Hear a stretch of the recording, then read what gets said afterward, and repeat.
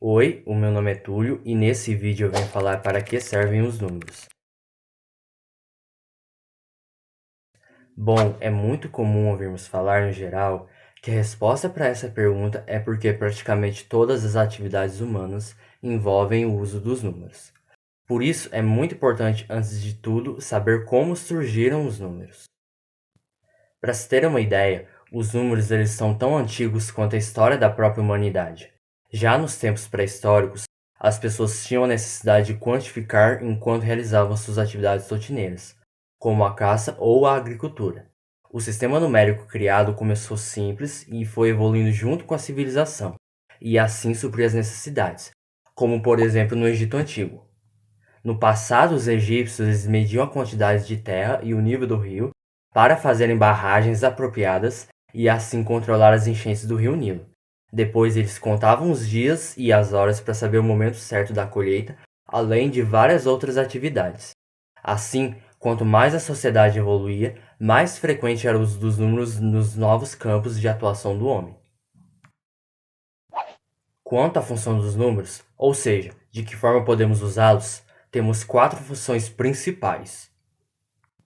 Como citado anteriormente, a principal função dos números é a de quantificar as coisas, ou seja, contar o que for necessário à medida que as atividades que estão sendo realizadas exigem disso.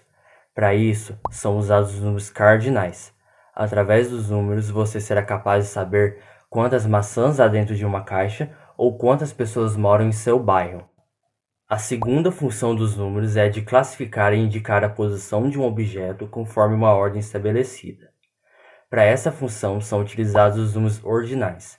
Assim, você é capaz de saber que Ayrton Senna chegou em primeiro lugar diversas vezes em sua carreira e que o Brasil já foi a 5ª maior economia do mundo.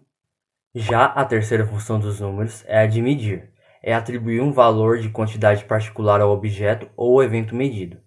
Para essa função, os números são acompanhados por unidades de medidas. Com isso, você descobre a distância entre a cidade e a outra ou quantos metros quadrados possui a sua casa. A última, mas não menos importante função dos números é a de codificar ou identificar as coisas, pois os números eles nos fornecem dados e códigos e através da leitura correta somos capazes de identificar o espaço onde vivemos. Dessa forma, você consegue identificar um produto no mercado pelo seu código de barras, saber o CEP da sua casa ou até mesmo identificar-se como cidadão através do número do seu CPF e RG.